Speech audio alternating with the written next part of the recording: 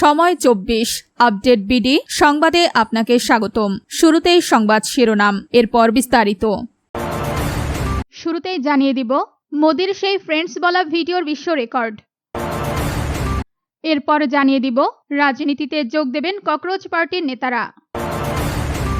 তারপর জানিয়ে দিব ককরোচ পার্টির প্রতিষ্ঠাতা দীপকে বললেন এটা কেবল শুরু।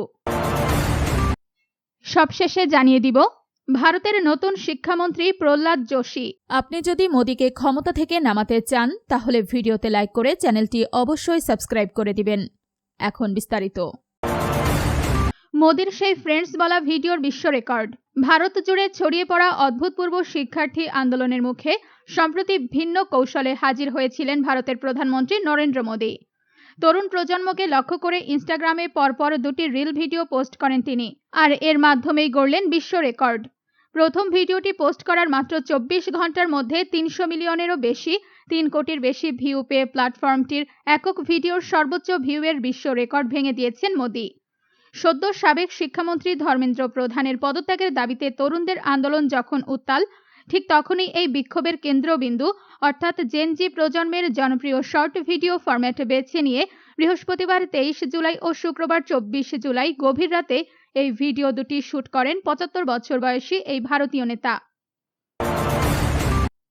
রাজনীতিতে যোগ দেবেন ককরোচ পার্টির নেতারা। ভবিষ্যতে সরাসরি বা পূর্ণকালীন রাজনীতিতে যোগ দেবেন কিনা এমন প্রশ্নের জবাবে ভারতের ব্যঙ্গাত্মক রাজনৈতিক দল ককরোচ জনতা পার্টি সিজেপির এক শীর্ষ নেতা মুচকি হেসে বলেছেন, ভারতে কোনো কিছুকেই না বলতে নেই। নিট প্রশ্ন ফাঁস কেলেঙ্কারির জেরে শনিবার 25 জুলাই শিক্ষামন্ত্রী ধর্মেন্দ্র প্রধানের পদত্যাগের মাধ্যমে সিজেপির মাসব্যাপী আন্দোলনের সফল সমাপ্তি ঘটেছে। তবে দলটি জানিয়েছে এখনই তাদের পূর্ণকালীন রাজনীতিতে আসার কোনো পরিকল্পনা নেই, বরং তরুণদের নিয়ে তৃণমূল পর্যায়ে গড়ে ওঠা এই আন্দোলনকে আরও শক্তিশালী করাই এখন তাদের মূল অগ্রাধিকার। কেন্দ্রীয় সরকার আন্দোলনকারীদের মূল দাবিগুলো মেনে নেওয়ার পর ভারতীয় সংবাদ মাধ্যমগুলোকে দেওয়া এক বিশেষ সাক্ষাৎকারে সিজেপির মুখপাত্র আশুতোষ রাঙ্কা এবং সৌরভ দাস আন্দোলনের ভবিষ্যৎ পরিকল্পনা এবং এটি পরবর্তীতে রাজনৈতিক দলের রূপ নেবে কিনা তা নিয়ে বিস্তারিত কথা বলেন। ককরোচ পার্টির প্রতিষ্ঠাতা দীপকে বললেন এটা কেবল শুরু। ককরোচ জনতা পার্টির সিজেপির নাটকীয় ও জোরালো আত্মপ্রকাশের পর তরুণ নেতা অভিজিৎ দীপকের জীবনে এখন এক নতুন ভোরের সূচনা। নিট প্রশ্ন ফাঁস কেলেঙ্কারির দায় নিয়ে শিক্ষামন্ত্রী ধর্মেন্দ্র প্রধান পদত্যাগ করেছেন এবং সরকার আন্দোলনকারীদের বাকি দাবিগুলোও মেনে নিয়েছে। ফলে টানা লড়াইয়ের পর এখন কিছুটা বিশ্রামের সুযোগ মিলেছে দেশব্যাপী গড়ে ওঠা এই আন্দোলনের 30 বছর বয়সী মূল কাণ্ডারির। বিশ্রামের অনুভূতি প্রকাশ করতে গিয়ে অভিজিৎ দীপকে বলেন, অবশেষে আমি আমার ঘরে নিশ্চিন্তে ঘুমাতে পেরেছি। আজ সকালে ঘুম থেকে উঠে আমাকে আর ভাবতে হয়নি যে সারাদিন কি করব বা সন্ধ্যা পর্যন্ত কি ঘটতে যাচ্ছে। দীপকে বেশ চাপমুক্ত দেখাচ্ছিল। রোববার 26 জুলাই সকালে নিজের এক্স সাবেক টুইটার হ্যান্ডেলে পোস্ট করা এক ভিডিও বার্তায় তিনি 37 দিনের এই দীর্ঘ প্রতিবাদ কর্মসূচির অভিজ্ঞতার কথা তুলে ধরেন।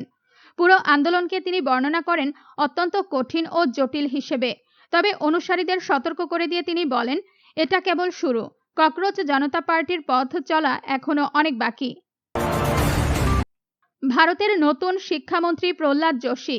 দেশ জুড়ে তীব্র ছাত্র আন্দোলন এবং ধর্মেন্দ্র প্রধানের পদত্যাগের পর প্রহ্লাদ যোশীকে দেশের নতুন কেন্দ্রীয় শিক্ষামন্ত্রী হিসেবে নিয়োগ করা হয়েছে।